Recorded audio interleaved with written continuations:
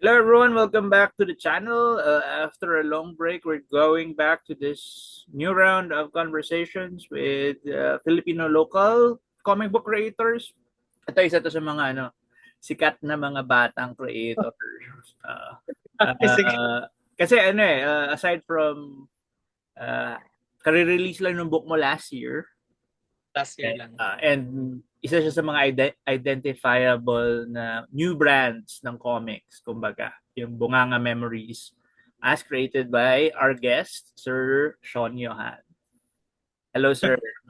Hello po. Hello guys. Posisyon Johan. Yeah. Yes. Uh, Nabanggit ko na isa ka sa parang matunog na mga creators. Uh, at na-attribute ko siya with, you started web, no? Web. Yes, yes. Webcomic lang talaga. Sige. So, Walang ano. balik tayo sa simula. How did you start with making comics?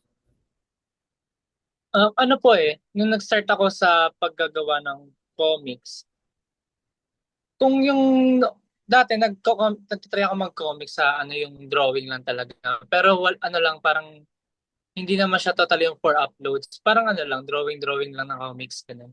Pero nung since ano nga babad na tayo sa social media sa Facebook, nakikita ko yung ibang webcomics sila Pekoy Man, sila Escape, sila Little Things PH, yung mga ibang webcomics sa Facebook and nakikita ko sila tapos sabi ko ano, nakakatuwa yung ginagawa nila na express nila yung gusto nilang ikwento or pag may mga nakakatawa silang gustong i-share sa mga ano sa mga tao is nagagawa nila through comics. So sabi ko, since marunong na naman ako mag-digital, sabi ko, what if we try kong gumawa ng ano ng comics? Then yun nga, nagawa ko na ng comics.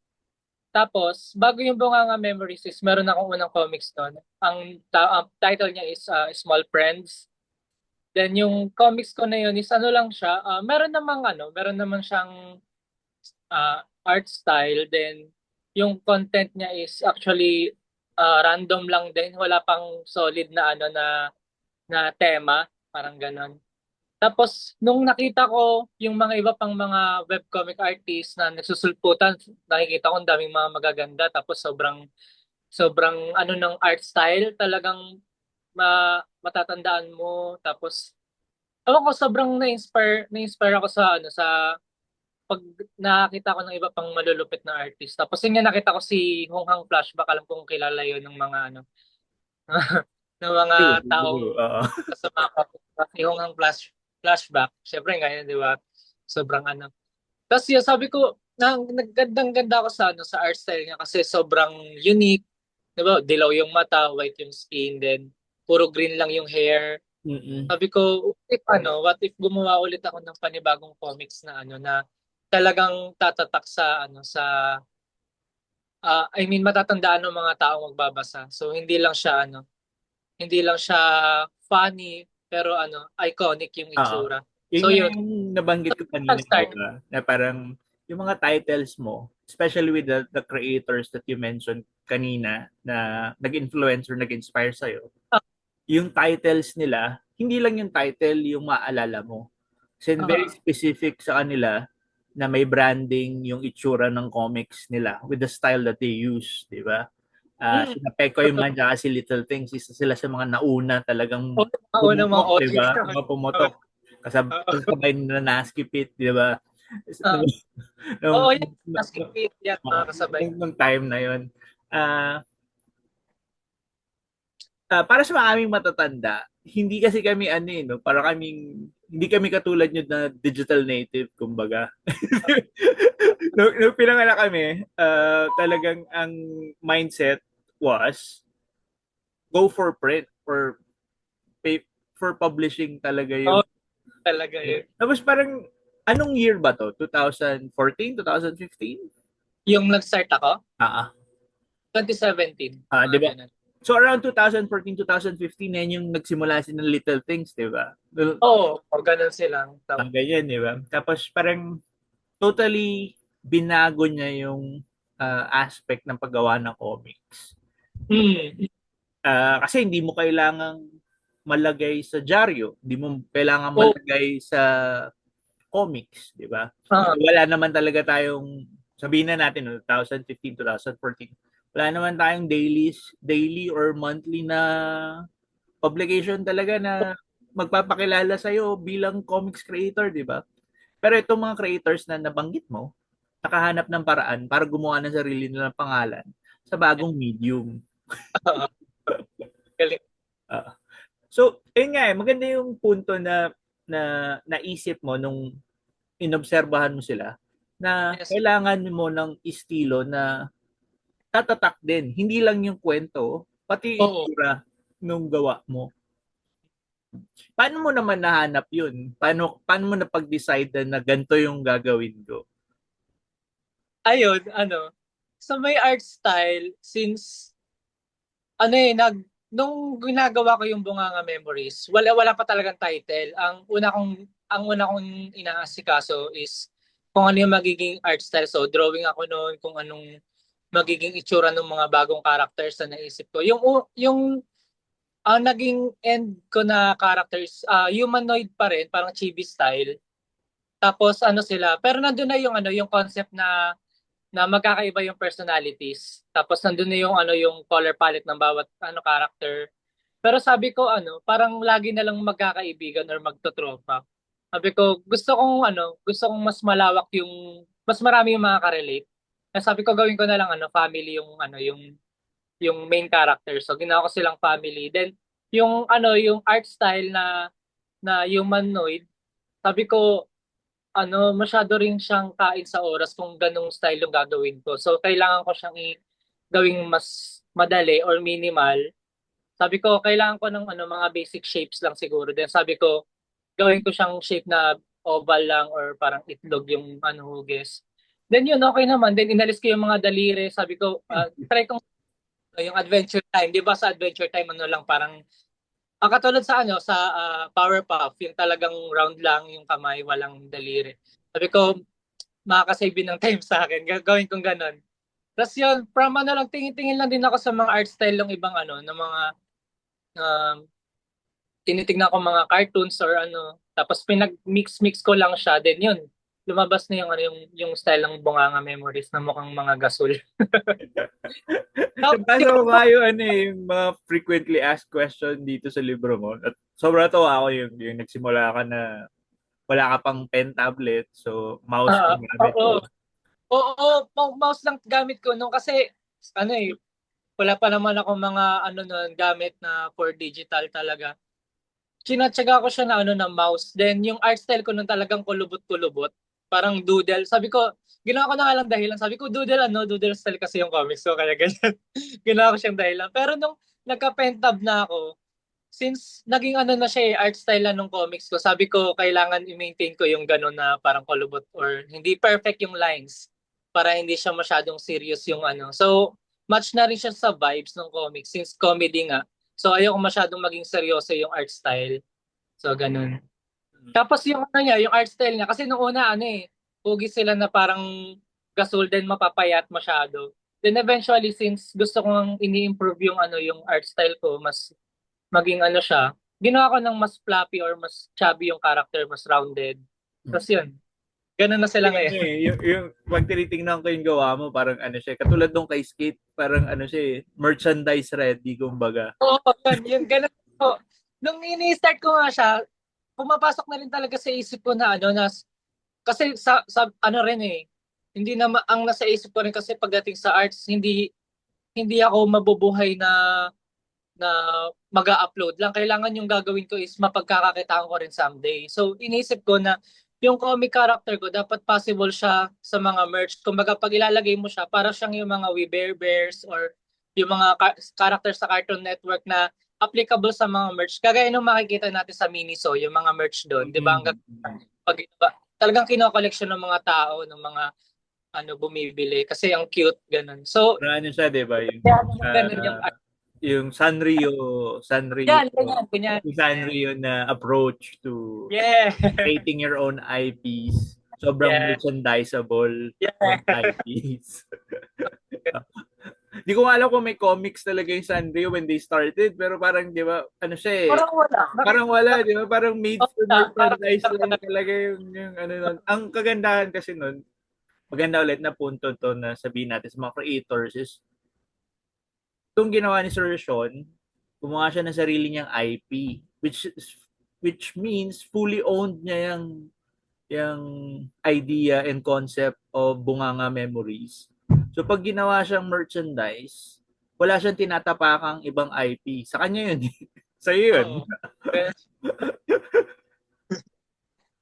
So, ano na no, parang masyadong kayong mga younger creators, hindi nyo lang hindi lang yung storya, hindi lang yung paggawa ng comics yung iniisip nyo. Ang iniisip nyo talaga is in the long run is how this IP, yung IP na ginagawa ko would be in the future din. Tama? yes, ganun. Oo. Mm. Tama, tama. Ganun siya. Parang ano rin eh, di ba? Parang, Kasi, um, ano yan, sige sir.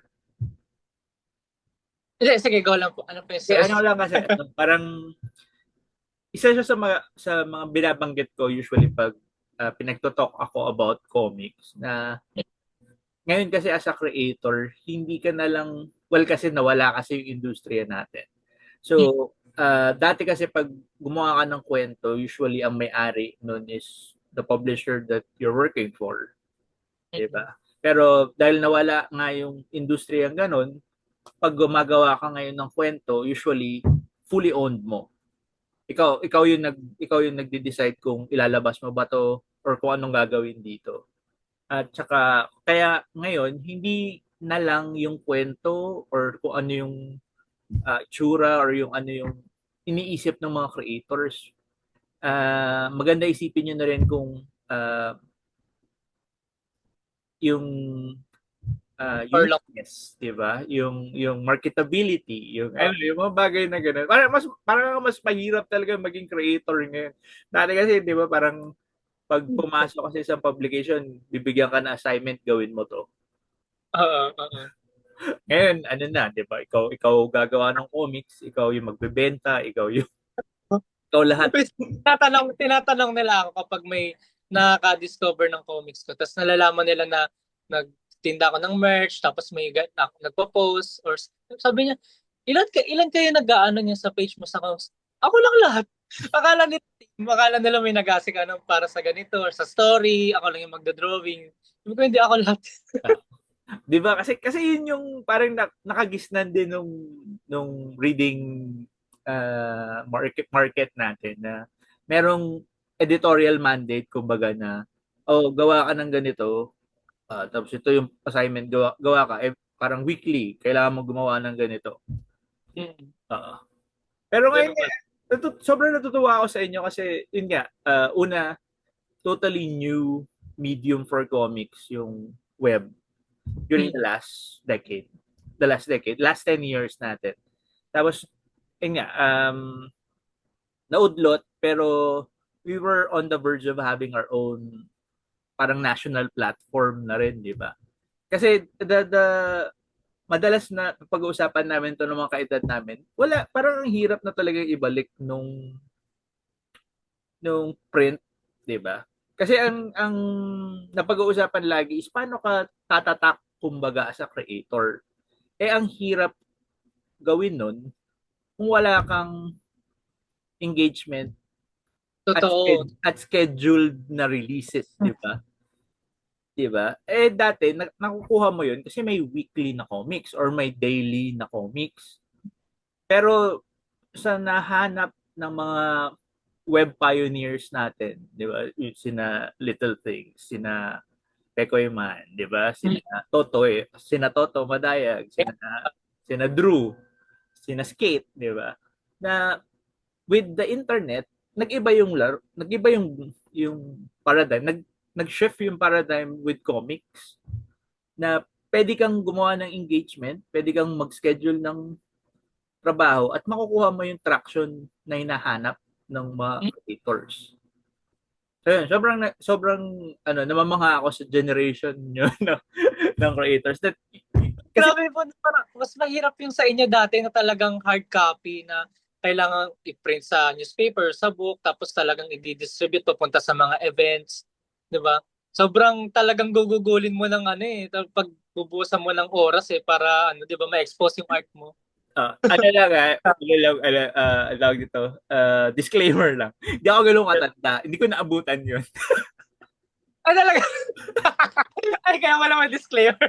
Sorry, Ano sorry. lang, ano kasi ako, kumbaga, middle child ako. Middle child of comics kami. Wag mo tayong Naabutan papunta. namin yun as consumers. Naabutan Ah, namin as consumers yung panahon ng industriya. Yun yung time na lumaki kami, na ah, nakakabili pa kami ng comics everyday, di ba? ah. Tapos, nung time na kami na magtatrabaho para dapat sa industriya, nawala.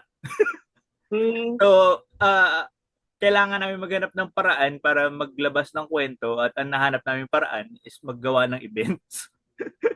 okay, okay. So kami, kumbaga, kayo yung bunso, tapos kami middle child, tapos meron tayong mga mas matatandang kapatid na nabuhay talaga ng panahon ng industriya. And ano yun, totally different din na hayop yun. Totally different na animal din yung disiplina na kailangan mo weekly gumawa ng comics. Hmm, hmm. 'Di ba? Kasi kung isipin natin, ang wild nun kasi yung iba sa kanila hindi lang isang title yung hawak nila eh. Oo, oo, totoo. Iba't ibang mga ano rin, Tapos stories. that's 5 pages a week, Grabe. 'di ba? Sobrang ano, alam ko ano yan, may different challenges, may different ano. Pero ano siya, 'di ba? Ang comics is parang product siya of its era, of its time. And ngayong era ninyo, you're doing so well. As in, natutuwa talaga ako pag nakikita ko yung works ninyo. Thank you po. So, asan tayo napag-decidean mo na you're gonna do yung egg-shaped na creatures, egg-shaped na characters. Yung story naman, balik sa story part naman ng Bunganga Memories, where do you get your material? Yung sa story, since family na nga siya yung mga character, minsan tinatanong sa akin, ano, sa ano ba yan? Ganyan, inisip nila kung ano yung ano nang sa family ko, ganun talaga yung sa Bunganga Memories. Sabi ko, hindi, ano siya eh, yung mga character ko sa comics is kasi nung college, meron tinuro sa amin na ano na, extra subject yun, minor subject, about sa personality types ng mga tao. So parang ano, para siyang sa Inside Out, 'di ba iba't ibang personalities. So parang kada tao may mga ganitong personality. Then yung ano yun, apat na personalities. Kasi yung apat na personalities na yun, sabi ko try ko siyang ilagay sa family. So since ano, sabi ko para mas maraming makarelate is yung bawat character, iano ko, imamatch ko dun sa bawat personalities na yun. Kaya sobrang effective niya na maraming nakaka-relate na tao tapos nagkakaroon sila ng bias kasi na ano nila yung sarili na sa character na to. Then yung sa story naman, ano lang, kung ano yung pwedeng sa family ko kung may na ano akong nakakatawa, ina-apply ko siya. Tapos kung may nakikita ko sa Facebook na mga post na nakakatawa, tinatry ko rin siyang i-apply. So ano siya, parang sa family ko para sa lahat din kung ano yung Mm. nakikita. Or pag may nasi-share sa akin story, ganun. Magandang marketing move yan. As in, Di ba? Oo. you hit all yung demographic na Oo, totoo. Yung ginagawa ko talaga siya talagang ayoko siyang i-upload or i-publish ng ano ng hindi ko pinag-aralan yung pangalan nila, yung color ng bawat character, yung personalities, yung art style, yung pangalan ng buong yung title ng comics ko. Talaga pinag-aralan ko siya bago ko sige, okay na to, go na to. Tapos yun. so yan, sobrang distinct yung Bunganga Memories na title. Paano mo Mm. naman na ano yun? Paano ka nakarating dun sa pangalang yun? Mukha nga memories kasi yan, nabuo ko na yung art style. Tapos sabi ko, kasi nangingi talaga ako ng mga tips sa mga iba't ibang comic artist. Chinachat ko sila, kinukulit ko sila minsan. Sabi ko, anong mga ginagawa nyo? Paano nyo ganito, ganyan, ganyan. Then, since inspired nga ako sa ibang mga comic artist, kagaya nga ni Hunghang Flashback, kumuha rin ako ng idea sa name niya. Kasi yung name niya, Hunghang Flashback, so mix siya ng Tagalog and English. So sabi ko, try ko rin ganun, try ko ng Tagalog English. Tapos kaya siya Bunganga Memories. Then, sabi ko ano yung word na magre-represent dun sa art style ko. Since yung art style ko nga pare-para sila ng bunganga na ayun yung pinaka-icon ng style. So yun, bunganga memories. Then yung nga siya compilation siya ng mga stories ng family. So yun. Then yung bunganga is yun din yung surname ng pamilya. Kaya ganun siya. Ah, nung ginagawa Bunganga. mo itong Bunganga Memories, nasa school ka pa? I'm sorry. Estudyante ka pa ba nung ginagawa mo yung Bunganga Memories when you started out? Hindi na. College grad na ako nun. College grad ka na. So, parang yung the experiences at yung mga bagay na in-apply mo with developing this brand, this title, saan mo natutunan? As in, was it part of your formal education or sa work mo na? Ano po kasi ang course ko po animation. Mm-mm. Tapos pagkatapos kong mag-aral, ang naging trabaho ko is graphic designer. Mm-mm. So yung mga bagay na natututunan ko doon, tapos mahilig din po kasi ako bago ako mag-digital art. Actually, habang nagdi-digital art ako kung ano-ano pang ginagawa kong mga traditional art. So iba't ibang art mediums. Tapos kung ano yung mga natututunan ko sa mga bagay na yon sa school, sa trabaho ko, tsaka sa mga iba ko pang hilig, doon ko siya, in-apply ko siya sa comics na yun. So, through experiences po talaga as an artist. So ano na siya, no? Parang yun na yung sum of all experience mo as Yes, an experience. Kaya artist. nagtutok ako nitong nung sa UPLB, ang tinutukoy ko talaga kasi may topic ako doon na gusto ko sa kanilang i-share kung paano mabuo yung art style. So, parang ang pinaka buod nung pina-point out ko sa kanila na magandang i-try nila yung iba't ibang art medium, sumubok sila ng iba't ibang bagay para makakatulong kasi yun talaga para mabuo yung art style mo kasi magagamit mo siya. Halimbawa, yung mga napag-aralan ko ng college sa personality types, then yung napag-aralan ko as a graphic designer, yung color psychology. So, 'di ba, nagamit ko yung knowledge na yun para mas maging effective yung bawat character, yung magiging itsura ng art style ko. Ganun. Actually, magandang point yan. Lalo na with mga creators na nakikinig sa mga usapan ko with other creators, tapos gusto nilang mag-try din mag-create. Ito yung mga bagay na pwede nyong isipin or gamitin sa pag-create. Kung ano yung discipline na ginagawa nyo ngayon, i-apply nyo with what you're doing. Kasi diba, parang ang daming isa sa mga bagay na realize ko with Filipinos kung bakit hindi masyado na re-respeto yung arts. Kasi 'di ba, parang kahit ano pang sabihin natin, parang meron pa ring stigma na, "Oy, artist ka lang."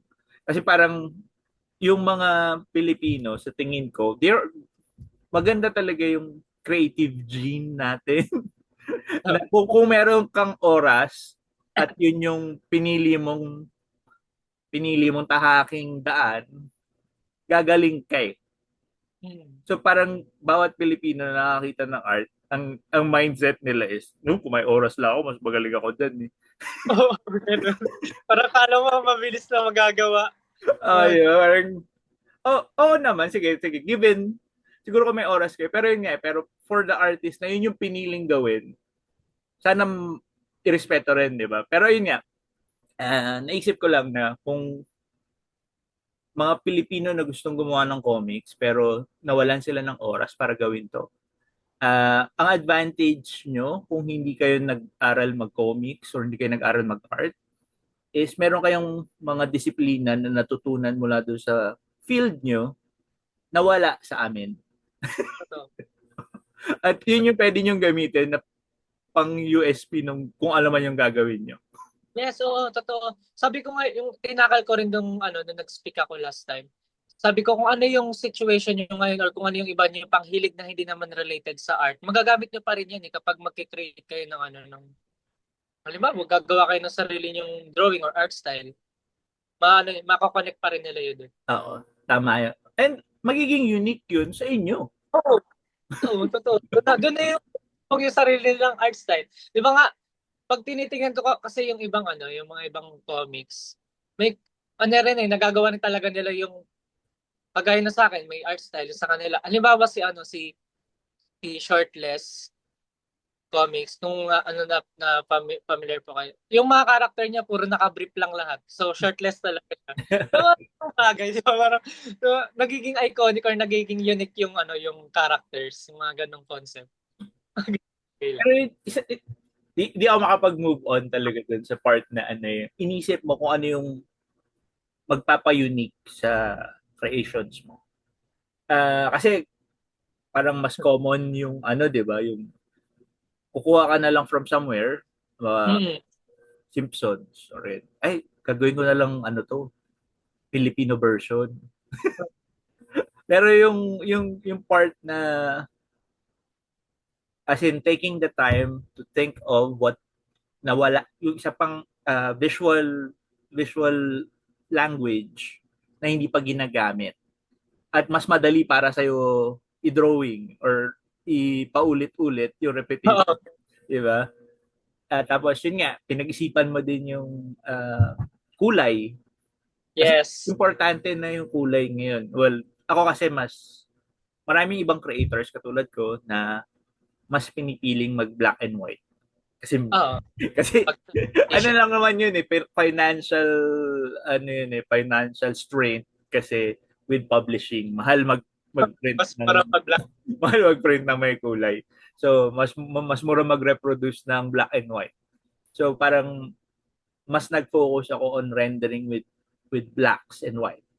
Ang ano doon, ang isipin mo is paano mo gagamitin yung shapes at yung texture para sa black and white. talaga babawi. Pag sa kulay naman, isipin mo kung mag harmonious ba yung tingnan sa ano tapos ano yung reflection nun sa personality ng characters na gagamitan mo. Mga ano to yung mga art theory na tinuturo sa mga art students, di ba? Kaya pag minsan ano eh, di ba? Yung mga hindi nakikinig ng mga estudyante, pag meron silang nagtatrabaho na sila, may kliyente na nagsabi nga, saka lang nila marirealize na may silbi pala yung Oo. tinuturo. Pero talaga, minsan hindi pinapansin, kala lang kaartehan lang pero hindi. Hmm. Ano siya eh, as in parang ilang hundreds of years na ginagamit yun ng mga artista, mga naga-arts na tinuro lang ulit sa inyo. So yun sir, nag-release ka na ng libro, pero ano siya eh, may tanong ako. Yes. Parang sabi dito 8 years bago lumabas yung libro, tama ba? Ah. Um, Tapos parang nag-hiatus ka ba? Nag-break up in between? So, nag-hiatus ako ng almost 2 years din. Kasi, nung ginagawa ko po siya, nung 2017, ano yan hanggang pandemic days, talagang yun yung kasagsagan ng mga artist na talagang upload ng mga artwork or ano. Kasi sa bahay lang eh. Mm. Then, yung after nun, since kakaedad, nagtatrabaho, tapos yun, na busy na sa work, hindi na ako, nakakapag-upload ako noon, kaso parang isang beses lang sa isang buwan, or minsan nga, lumalagpas na lang yung buwan na wala akong na-upload. Pero nung na yun, after 2 years, inaasikaso ko na rin, since kinontak na ako nung Comiket para inaano nila ako para maging book yung comics ko.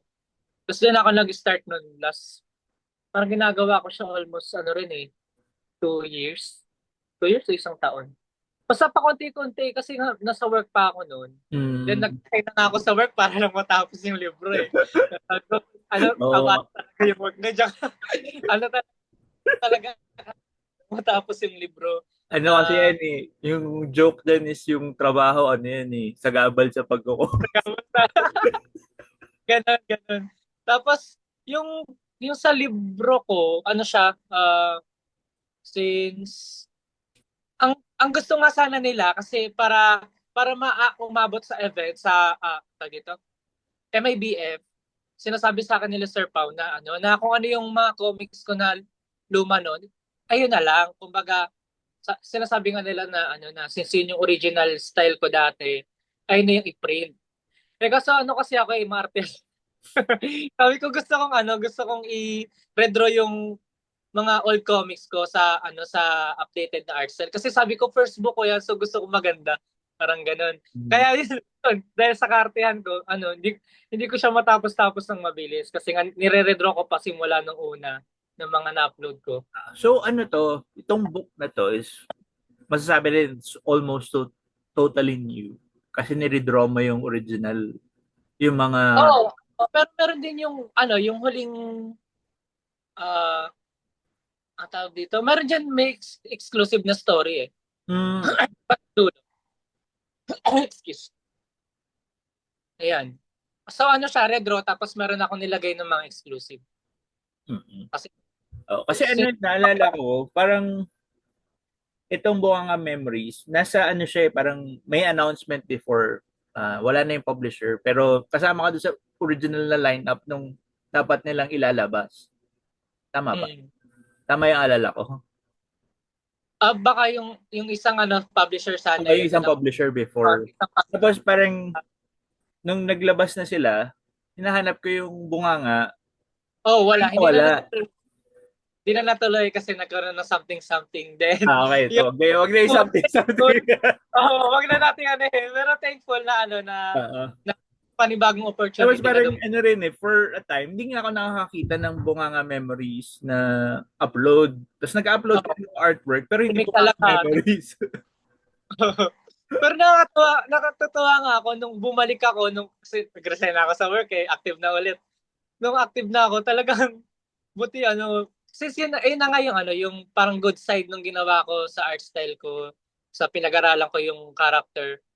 Talagang hindi lang nila nabasa siya na dumaan sa feed, kundi ano, nakarelate sila tapos na minahal nila yung character. Kumbaga, hindi lang siya tumanim sa isip, tumanim din sila sa puso ng mga ano, readers. Mm. Kaya nung balik ako, nakakatawa na sila pa rin yun, yung kung sino yung mga dati kong readers. Pero yun yung kagandahan once you cultivate a readership. Nung time na regular ka nag-upload, gaano ka frequent ka nag-upload? Ano yung schedule mo of uploads? Ay ano, talagang kung minsan niya nag-upload ako 3 comics sa isang araw. Yung talagang yung utak ko, kung ano-anong naiisip na Ah, sobrang time na mag-drawing. Sige, upload. Tapos minsan araw-araw. Minsan naman pag depende kasi sa ano eh, sa isip ko kung ano eh, kung may naiisip pa or depende siya, depende. mm. So wala ka talagang schedule pero regular ka nag-upload. Pag minsan Oh, 3 times a minsan day. may time Grabe. wala. Oh, may time na ano na art block ako. Ganun. Mm. So wala akong sinusundan na schedule or pero kung may sinusundan akong ano, is sa oras ng pag-upload kasi pinag-aaralan ko rin yung ano eh, yung algorithm ng Facebook.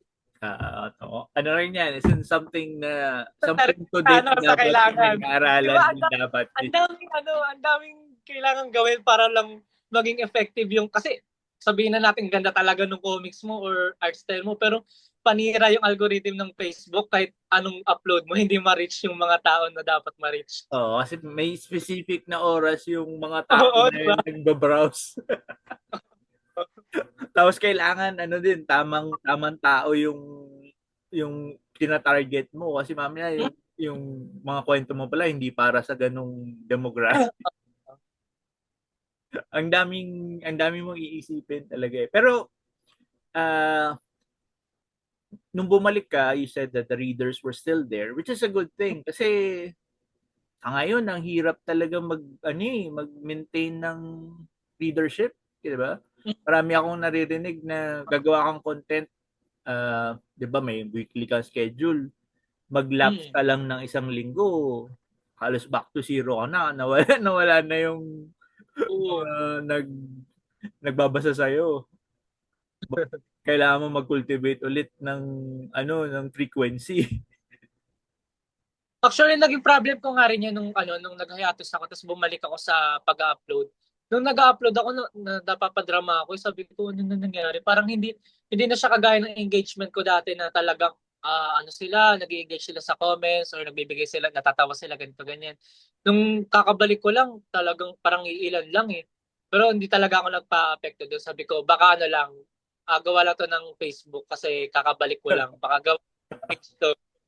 Tapos yun, talagang upload lang ako ng upload hanggang sa yung mga relatable na upload. Sabi ko, para mas madaling maka-reach ng mga tao. Pero Ganun. ano talaga eh, no? Talagang kailangan mo mag-grind. Kasi marami nag-iisip na magko-comics ka, tapos gagawa ka ng isang magandang comics, pag-upload mo, sikat ka na. Hindi. Well, ano, pag ganun expect mo, madi-disappoint ka. Minsan nga, sisisihin mo pa yung ginawa mong artwork na pangit ba? Kung kaya ganun. Pero hindi Well, naman. ang daming factors ngayon eh. As in, pero yun nga, isa sa pinaka-importante is frequency. Kasi Mm, pag hindi ka laging nag-upload, mabilis ka makakalimutan ng tao eh. yes. Ano yan, hindi na ako magbabanggit ng mga pangalan ng mga creators, pero ang dami nating magagaling na creators. Uh, I guess, yung frequency kasi ng labas nila is hindi ganun kadalas. Kaya maglalabas sila ng libro, tapos isi-celebrate yung gawa nila, tapos the next year na ulit sila maglalabas. Yung time period na yun, makakalimutan na sila. No? Oo, oo. Parang ano, parang sayang naman. Kailangan consistent eh. Kailangan napopromote mo siya or nakakagawa. Kung hindi man siya para sa book, nag-upload ka rin ng para sa exposure lang ano, ng Oo, comics. kasi kailangan ano siya, 'di ba? Laging ma-marinate sa utak ng mga tao yung gawa mo. Oo. Yun yung Parang ano lang din yan eh. Sa pagdating sa pag-advertise ng mga product or ng mga ano. Halimbawa, sa McDo, di ba? Pag nakita mo yung store ng McDo, tad-tad ng logo, kahit ano, para lang matandaan ng tao na ano, na McDo yun. Di ba sa mga ano, sa mga restaurant, yung logo nila talaga kung saan sa nakalagay, nakakaumay na. Pero ganun eh. Pag ganun din sa comics, kailangan mag-upload ka ng mag-upload. Pakita mo nang ipakita sa tao hanggang sa matandaan nila. mm, no, paulit-ulit ko na 'to sinasabi sa akin kasi parang lagi rin may nagtatanong sa akin tapos laging may idea yung mga tao na bakit ko ina-upload online yung gawa ko. Parang Mm. ayaw ko bang ibenta yung gawa ko. Parang Mm. kasi ngayon sa Pilipinas, magpiprint tayo ng libro. Ilan lang yung libro? 2,000, 5,000, 'di ba? Ilan tao sa Pilipinas? Oo, di ba? Oo, tama yan. Tama. Kahit mabenta ko lahat ng 5,000 set of eyes lang yun. Eh, Oo. ilang milyong Pilipino yung ano, yung hindi Tama. makakabasa ng comics. So kasi parang hindi parang ano eh, ayaw kong yung iba ayaw nilang ipakita yung gawa nila dahil parang Para ayaw exclusive. nilang masayang daw yung work nila kasi gusto nila kung gusto niyo basahin dapat bilhin niyo yung libro. Pero ilan lang ba yung libro na pinrint niyo? Oo. Mabuti po kung ano, sobrang dami talaga. Oo, di ba? Tapos uh, pag nakakuha ka ng reader, napansin ko yan kasi magpo-post, 'di ba? Yung mga nagpo-post ng mga strips nila, 'di ba? O halimbawa, ano, yung kahit nung unang panahon, 'di ba? Yung mga naglalabas ng comics sa dyaryo, nabasa mo na yun eh. Pero pag naglabas sila ng libro, ang dami pa rin bumibili. Oo. Kasi yun yung ano eh, yun yung engage. Parang yun yung grind talaga. Kailangan mong yung labanan ngayon is kailangan mong gumawa ng quality na content, tapos kailangan may frequency ng content, tapos kailangan makipag-engage ka rin with your readers. Totoo po yung ano, kailangan mo makipag-engage. Kailangan mo ano sila, replyan, tapin din, ganyan. O kasi dati kasi talagang I think ano siya eh, since nationwide dati yung distribution at wala rin silang oras makipag-engage kasi pag-usapan nga natin kanina kailangan nilang gumawa ng 5 pages a week. Kasi trabaho siya talaga. Tapos, meron kang set of, may department na magmamarket nun para sa'yo. Ngayon, ano lang kasi, pag walang kilos, walang ano, wala kang kahit ano. Balik tayo dun sa book. Uh, when you released yung book, kamusta naman yung reception sa libro? Doon sa printed copy naman. Paano pong reception? Comment po ba? Or Oh, comment feedback? readers or anything that you could share with us about sales, yan, o ganun. Yung yung sa book po, okay po ako sa may print, sa itsura. Oh, Actually, ganda actually, oh. Ayan, para sa mga nanonood at hindi lang nakikinig. nung ginagawa ko po yan, yung sa halimbawa sa cover, dalawang cover design yung yung ginawa ko nun. Then, nangingi talaga ako ng ng opinion sa iba, lalo na kay Sir Pau. Si Sir Pau kasi yung pinaka nagano sa akin. Kung ano yung maganda.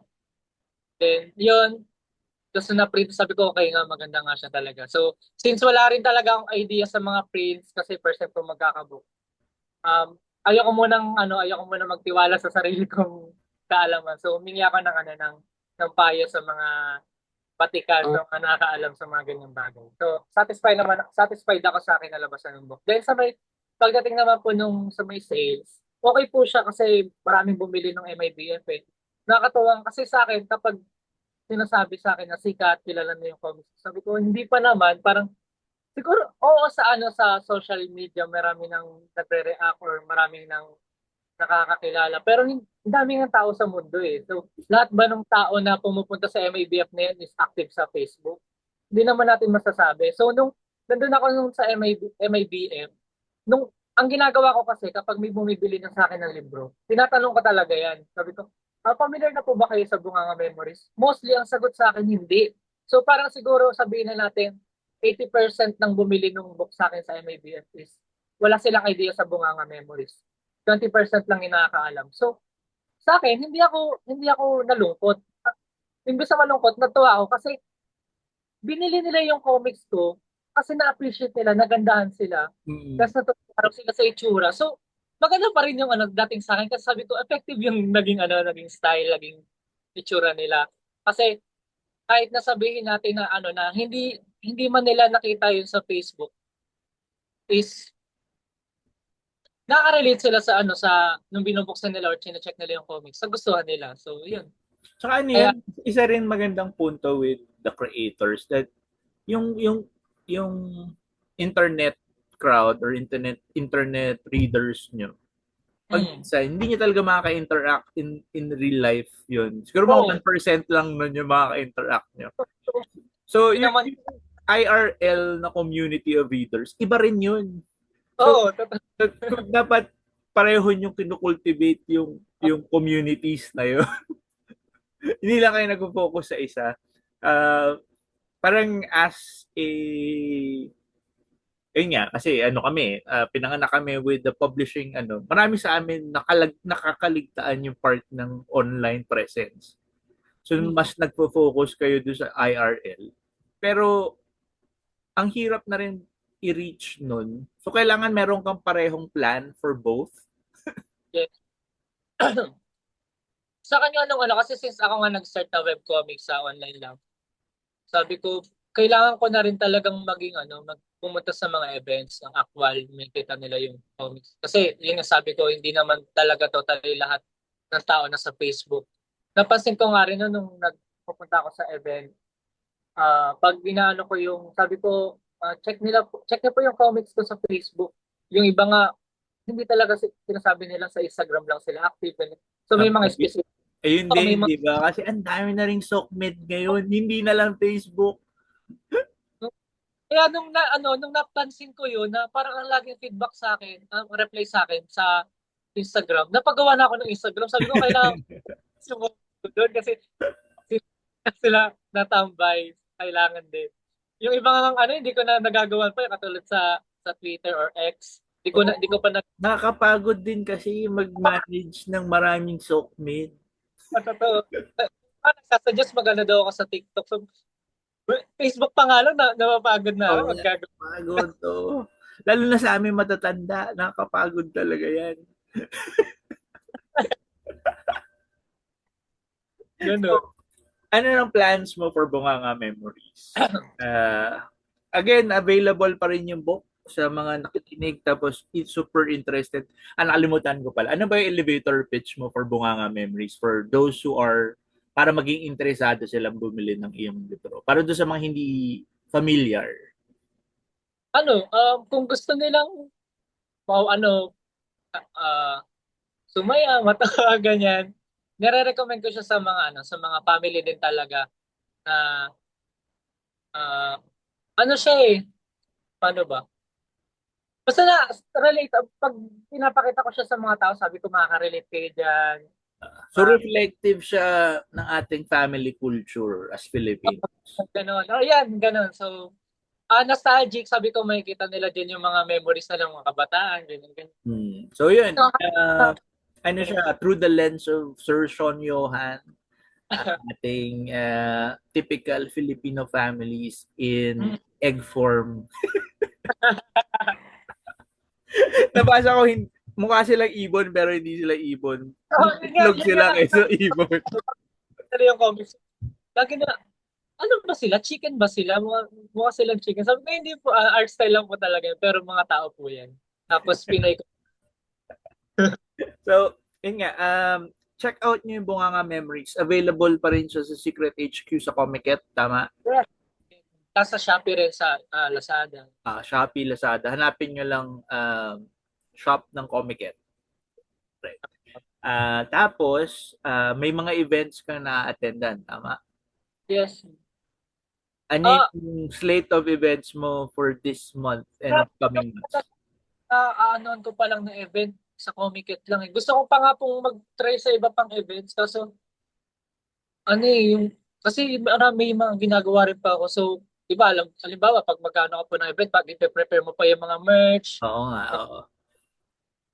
So, iniisip ko kapag mag-aano pa ako sa iba pang events, kailangan ko talaga ng maraming time para mag-prepare. So, sa ngayon po, sa mga event pa lang po ng Comiket. Pero so, sa 28, tama. May event kayo ng 28, tama? Centuries? wala po. Wala po ako nun ngayong. Ay, wala kayo sa Comiket? Ano yan? Kasi, in-skip ko muna yung event na yun. So, may iba pa muna akong inaasikaso. Okay. So, saan ka nila, yung earliest na event na pwede ka nilang puntahan? Comiket Originals sa next month. Sa March. Oh, next one. Next month pala yun na pala. Sorry ba? Sorry. This month ay sa 28, alam ko, pagkakaalam ko meron, no? Tama, no? Sa isip ko kasi, nakatapos lang ng buwan. Ang bilis kasi ng February. Patapos na yung February. Actually, nakakaasar tong February. Kasi ang bilis niya matapos. Ganyan ko kaya, sorry. So next month pa lang. So next month. So bili kayo ng Bunganga Memories, punta kayo ng Comiket. Saan yun? Mega Mall? Nalimutan ko na rin. Sorry po, makakalimutin ako. Basta next Comiket event sa March, sa Originals, bili kayo ng Bunganga Memories. So, ano nang plano mo after this book? Ginagawa mo na ba yung next? Yes, yun. Kaya nag-skip ako ngayon. Actually, di ko pa nga nasisimulan kasi marami pa akong ginagawang bagay eh. Pero yun, hopefully na magawa ko siya, yung book to para sa mga kasunod pang event is ma-release. Then yung kasunod ko pang plan, yun nga, maka-attend pa ako sa iba pang mga comic events. Sa Comic Con, di ba? Di ba nga ako nakakaano sa Comic Con eh? Di ko nga alam kung may Comic Con this year eh. Hindi ko naman sure kung meron. Di ba ako sure? Di ba kami sure? Sabi ko, nung una nga nalilito ako nung nagko-comics ako, sabi ko, ano yung Comic Con tsaka Comic Con? Isa lang ba yun? Tapos yung event... hindi ka nag-iisa. Maraming taong na-confuse dyan. Oo na, nalilito ako. Sabi ko, isa lang ba yung Comic Con tsaka Comic Con? Kala ko lang, parang inibang yung pala magkaiba siyang organized. Magkaiba. Magkaiba pala. So yun, ginagol ko rin na maka-attend pa sa iba pang event. Tsaka, may mga plano pa ako para sa Bunganga Memories. Pero ayoko na muna siyang bagitin kasi baka ma-jinx. So, gusto ko siyang i-try na ma-achieve na lang. Tapos, nakikita ko, aside from yung Bunganga Memories na art style mo, yung nagpo-post ka din ng ibang art style mo, which is more realistic, kumbaga. May plano ka bang gumawa ng any other stories using Anyway, yung a different art style? Meron nga bang something na may kwento pa sa loob mo na gusto mong ilabas? ay wait lang. Ang tinutukoy niyo po ba is parang bukod sa Bunganga Memories, parang ibang story? Iba sorry ah. Oh, iniisip ko po yun na katulad ni ni Kuya RD, parang may iba't ibang Ah, iniisip ko siya na i-try kaso parang baka hindi na lang muna. Siguro someday kapag established na talaga yung Bunganga Memories or meron na akong team na nag-aasikaso para sa Bunganga Memories, pwede ko na siyang pabayaan tapos isip ako ng panibago. Pero sa ngayon parang hindi muna. Parang gusto ko muna ang pagpakusan yung comics ko na mas mag-grow pa siya. actually maganda rin point na yun nga for para sa mga ibang creators kasi parang nasasayangan sila with all the ideas na pumapasok sa utak nila. Gusto nilang gawin lahat. Pero magandang point din na focus on something muna. Build something Naging hanggang maging solid, di ba? struggle ko rin kasi siya as an artist kasi ako nga iba't iba yung art mediums na ginagawa ko noon, 'di ba? Nagdi-digital art, nagka-character design, tapos nagpo-photo manipulation, nagka-traditional, nagko-comics, tapos kung ano-ano. Na, dumating ako sa point na iniisip ko kung ipupush ko pa ba yung pagko-comics or mag-work na lang ako, push ko na lang yung pagka-graphic design. Yung ganong bagay na hindi mo, oo, marami kang nagagawa, marami kang ah, alam. Pero ang ano naman nun is nalilito ka na kung ano yung ipupush mo or ipupursu mo na passion or ayun. Kaya sabi ko, since yung comics ko yung parang pinaka-pamato ko talaga sa lahat ng ginagawa ko, parang doon ako tumatak or mas kilala nila. Sabi ko, yun na lang yung tututuan ko, yung ipupush ko. Tapos paglalaan ako ng oras. Then yung iba kong hilig or iba kong ginagawa, gagawin ko siya para mas masuportahan yung top priority ko. Mm. Parang ganun. So, ganun. Sa ngayon ba, aside from the book, ano yung merchandise na ginagawa mo for Bunganga Memories? Yung mga dinadala ko ba sa event? Parang Kasi ganun. dinadala mo sa events. Ayun, stickers, photo cards, at mga ba.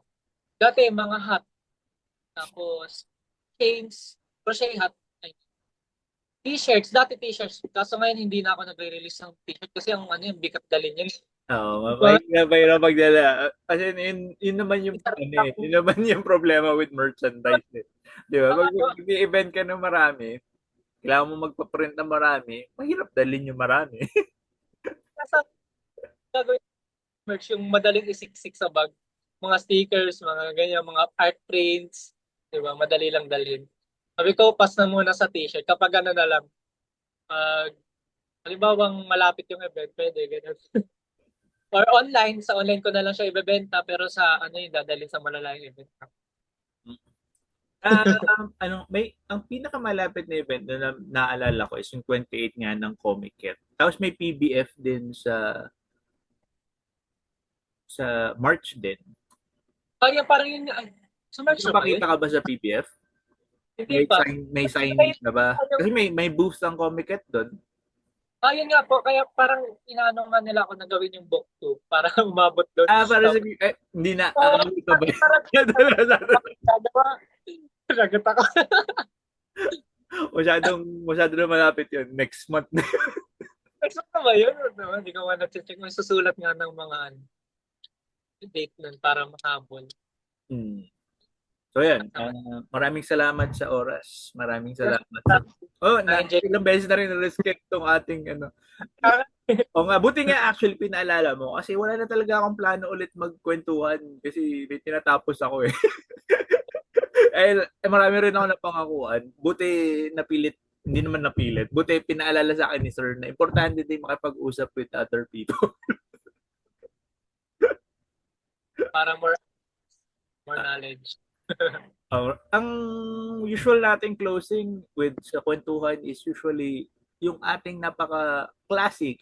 Ano yung magiging advice mo for would-be comics creators na nakikinig sa atin ngayon? Ang pinaka-ano ko lang is wag nilang mamadaliin yung mga bagay na gusto nilang gawin. Takes time para maging maganda yung kinalalabasan. Then, wag tayong frustrate kung may mga goal tayo na hindi natin ma-achieve agad. Ano lang, focus lang na ma-improve yung art or yung ginagawa mo para kung saan naman darating lahat ng opportunities once na maging okay na yung ginagawa mo. So yun, ano lang. Okay. Uh, yun. Maganda yun. Magandang punto ulit ni Sir. Take your time. Kasi hindi naman karera to. Dito pa unahan, kumbaga. Saka may yung favorite ko na ko, yung Don't Chase Attract. So, kasi yun ang nagiging problem ko dati, parang nagmamadali ako na maano yung mga gusto kong bagay. Pero, ang gawin mo muna is, pagandahin mo yung ginagawa mo, tapos kung saan na lang ma-attract yung mga bagay na Hmm. darating. Once maging komportable ka na doon sa ginagawa mo, di ba? So, Darating din at darating yung mga opportunities at mga blessings. For the next 5 years, ano yung gusto mong makita with Bunganga Memories and in comics in general? ano, may sarili talaga akong store na malalapagan ng mga merch ko din. Pwede akong ah, mag-invite ng ibang mga comic creator na mag-display din ng comics nila para ma-expose din yung gawa nila. So, ganun, yung may sarili akong store. Gusto ko nga, plano ko nga talaga is sa mall eh. Kaso sabi nila mata. Pero, di na sabi. Ano naman. Oo, Sa sabi mga, nila, sinasabi nila mahirap, pero tinry na ba nila? ayun. Ah, so, yan. Good luck, sir. Again, check nyo out yung Bunganga Memories. Meron sariling page yung Bunganga Memories, right? Ano lang, sa Facebook. Sa Facebook. May sariling Facebook page. Ililink natin lahat yan down below. Then sa Instagram, bungangapam.comics. Tapos, available yung physical book sa Comiket, Secret HQ, at kung saan man magbo-booth at magte-table ang Comiket, dala ni Comiket yung book ni Sir Sean. Yes. Supportahan natin lahat ng comics creators, supportahan natin si Sir Sean, supportahan natin ang Bunganga Memories. Para sa mga nakikinig, please do share yung videos sa mga inisip nyong interested with local comics, local Filipino comics. Tapos, ayun, yun lang naman. Supportahan natin ang gawang Pilipino. Supportahan natin lahat ng comics na galing sa ating mga creators. Uh, sa susunod na kwentuhan. Maraming salamat sa mga nakinig. Maraming salamat po ulit.